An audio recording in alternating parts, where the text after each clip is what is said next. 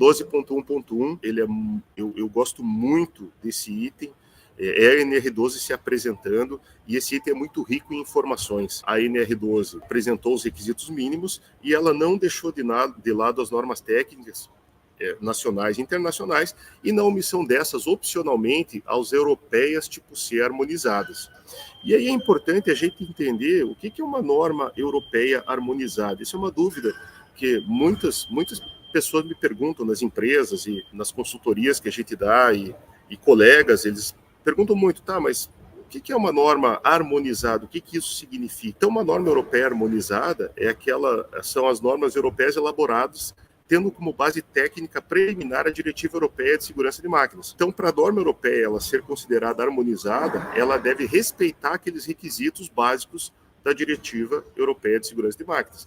A Diretiva Europeia ela é aquela diretiva aprovada pelo Parlamento Europeu, vale ali como base de segurança de máquinas para toda a Europa. Comentário adicional, né? A Diretiva Europeia de Segurança de Máquinas ela vai se tornar agora uma regulamentação europeia.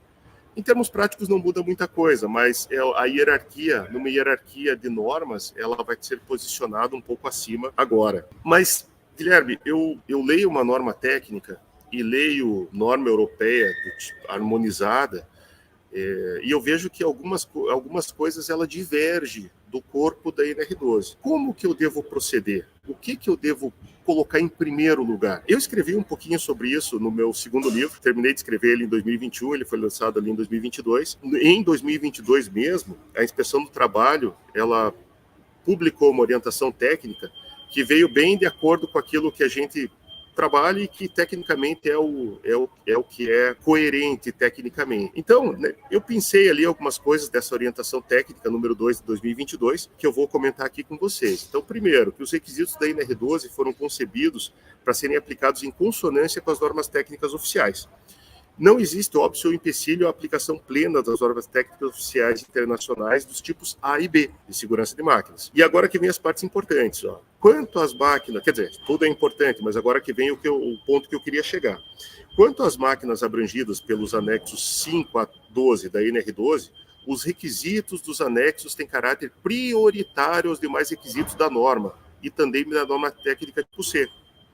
E há uma hierarquia de aplicação desses requisitos. Se a gente olhar lá, qual que é essa hierarquia? Bom, primeiro, o que eu devo... Tem alguns itens que eles parecem conflitantes. E eu já vou apresentar um exemplo prático ali para poder mostrar para vocês como que isso funciona. E como é importante seguir essa hierarquia. O que primeiro eu tenho que olhar, Guilherme, dentro da minha máquina? Primeiro você tem que ver se tem algum anexo da NR12 que a tua máquina se encaixa.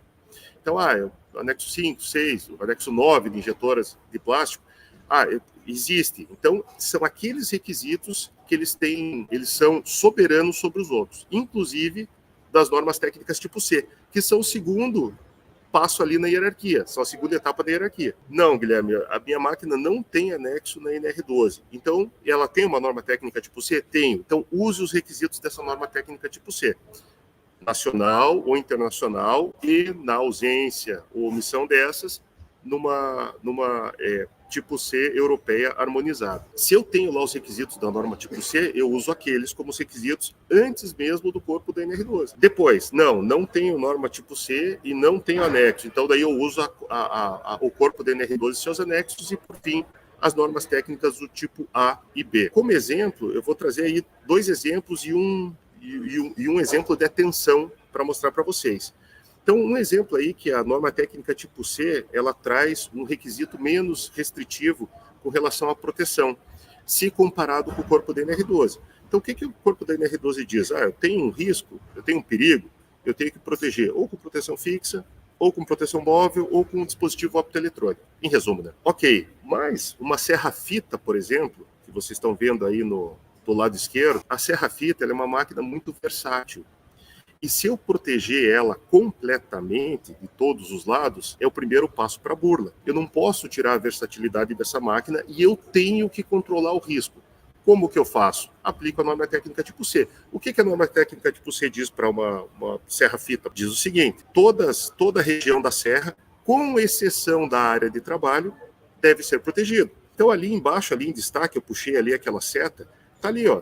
A parte da área ali, ela está desprotegida. Putz, Guilherme, então não tem proteção nenhuma? Não, tem. Todas as outras partes estão protegidas, o comando está longe, e é importante a gente ter sempre como base a apreciação de riscos, além de utilizar esses requisitos da norma tipo C. Eu posso dizer que uma máquina dessa que vocês estão vendo do lado esquerdo, para um fabricante, por exemplo, é uma máquina adequada. Eu devo interromper aqui, então, a minha avaliação e as medidas de segurança de máquina? Não. Veja, do lado direito, essa máquina foi uma máquina que a gente fez, que eu participei do projeto de segurança dela, isso foi em 2022. Era uma serra-fita que ela cumpria os requisitos mínimos que está lá na norma técnica, e como ela tinha uma característica que as peças que ela trabalhava eram tarugos grandes, a gente conseguiu fazer uma proteção, túnel de entrada, túnel de saída, pronto. Eu elevei o nível de proteção dessa máquina. Mas vejam que o túnel de entrada, eu até coloquei no destaque ali, ele está com 220 milímetros. Se eu fosse utilizar a norma tipo B, teria que ser no máximo 120. Mas aí a gente tem esse desvio normativo que é pertinente e permitido pela norma tipo C. Eu coloquei um exemplo menos restritivo, agora eu vou colocar um exemplo mais restritivo, e esse é um exemplo prático que salvou o dedo ou a mão de um operador.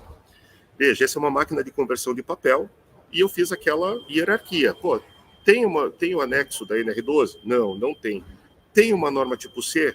Também não tem. Mas tem uma norma europeia tipo C harmonizada. Essa norma europeia tipo C harmonizada, para esse ponto da máquina, se vocês olharem na foto do lado esquerdo ali, existem 2 rolos convergentes. Ali que está o perigo dessa máquina. Esses 2 rolos convergentes, eles estão distanciados por norma 2.700 milímetros. Então, é 2.400 na vertical, mais 300 milímetros na horizontal ali, os 2.700 milímetros. 2.700 milímetros, pela norma tipo B e pela própria NR12, eu já poderia ter os rolos totalmente colados e convergentes. Mas a norma tipo C disse o seguinte: não, além desses 300 milímetros, você tem que ter um adicional de 25 milímetros de distância entre os 2 rolos. Por quê? Porque era razoavelmente previsível que o operador fizesse o que está acontecendo na foto ali do lado direito, que ele puxasse uma escada para passar o papel, porque no setup, quando o papel quebra, o operador tem que passar o papel por ali. A máquina está parada, mas esses rolos têm uma inércia muito grande. E apesar da foto ali, eu ter mostrado de maneira didática, ali a visualização desses 2 rolos não é muito fácil. Então, o que aconteceu nesse caso? A gente adequou a máquina, seguindo a norma tipo C, e aí me ligaram lá, 1 ano depois da adequação, me ligaram. Pô, Guilherme, a máquina que você adequou aqui deu um acidente. Falei, putz, então vamos ver o que aconteceu. O operador, o papel cortou, e o operador, na pressa de fazer tudo rápido, pegou desligou a máquina, que era o procedimento correto, mas ele não aguardou a inércia dos rolos parar. E ele já pegou uma escada rapidamente, colocou do lado da proteção e foi lá passar o papel. E a mão dele foi pega por esses 2 rolos. Eu perguntei, o que aconteceu com a mão do operador? Uma luxação. Ou seja, a norma técnica tipo C, nesse caso, ela tirou um acidente que que seria um acidente de amputação de dedo ou até de amputação de mão, e acabou resultando numa amputação, num acidente de uma lesão reversível, que foi uma luxação. Temos que preveni-los? Temos. Aí as medidas adicionais, treinamento, procedimento, fiscalização, para que isso não se repita. Por fim, eu queria falar um pouquinho sobre os limites da norma tipo C que a gente tem que respeitar. Então, às vezes, pelos requisitos da norma tipo C serem menos restritivos, e a gente aplicar aquela hierarquia que eu apresentei ali para vocês, por eles serem menos restritivos, às vezes você tem que cuidar muito com os limites. Eu trouxe aí um torno convencional, o torno do grupo 1 convencional, ele cobre parcialmente a placa e tem ali as 4 tipos de proteção. E você tem acesso às zonas de perigo da máquina. Se você usar o torno como torno, a ISO 23125, que é a ISO de torno, é bem aplicada e é usada plenamente e com sucesso. Se você usar o torno como um dispositivo de giro de peça para fazer uma outra atividade, aí você não pode usar os requisitos da norma tipo C, porque aí o torno não é o torno. Você saiu dos limites da máquina. O torno está sendo usado como dispositivo de giro. Para dispositivo de giro, corpo da NR12. Aí eu não posso usar a norma tipo C. Eu sempre costumo dizer, em segurança de máquina nada é tão fácil quanto parece, né? Não existe uma receita de bolo instituída. Então, concluindo ali, primeiro, a NR12 é abrangente e aplicável a todas as máquinas, respeitadas as exclusões mencionadas na norma. Segundo, a NR12 deve ser complementada apropriadamente de forma técnica através das normas técnicas nacionais, internacionais e europeias tipo C harmonizadas, conforme essa nossa definição que a gente comentou. E eu finalizo com uma frase do professor Hudson de Araújo Couto. Ele diz, num dos livros dele, ele coloca ali: não queira como prioridade motivar as pessoas para fazerem as coisas de forma correta. Antes disso, crie sistemas e interfaces e que a chance delas fazerem de forma errada seja mínima. Olhando essa frase ou esse ditado dele ali para a segurança de máquina, significa dizer o quê? Nenhum procedimento e nenhum treinamento substitui uma medida de segurança. Então, ele diz assim, não quer como prioridade. É importante motivar as pessoas a fazerem de forma correta? Claro que é. Treinamento é importante, procedimento é importante, conscientização, fiscalização. Mas antes disso, hierarquicamente, nós temos que criar sistemas, medidas de segurança, para que a gente bloqueie aquele erro e para que bloqueie a chance de um acidente acontecer e de a coisa sair do controle.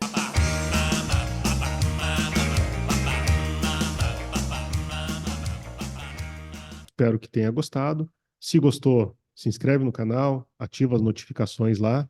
Tem muita coisa bacana vindo pela frente. Tem algumas novidades. Se quiser mais informações, tem o volume 1 e volume 2 da coleção Proteção de Máquinas. Volume 1, Barreiras de Proteção. Volume 2, Estado da Técnica. E até o final do ano será lançado o volume 3, que é pneumática e hidráulica aplicadas a sistemas de segurança de máquinas. Além disso, em julho estaremos em Curitiba, no ETEC, dando uma palestra, provavelmente a palestra de abertura, conversando lá um pouquinho sobre como adequar uma máquina às normas de segurança de máquinas e a NR12 por consequência. E em novembro estaremos visitando nossos amigos e clientes gaúchos, estaremos lá em Caxias do Sul, no Rio Grande do Sul, participando também desse evento técnico importante de palestras relativas à segurança de máquinas. Obrigado, até a próxima. Siga a gente nas redes sociais. Um abraço.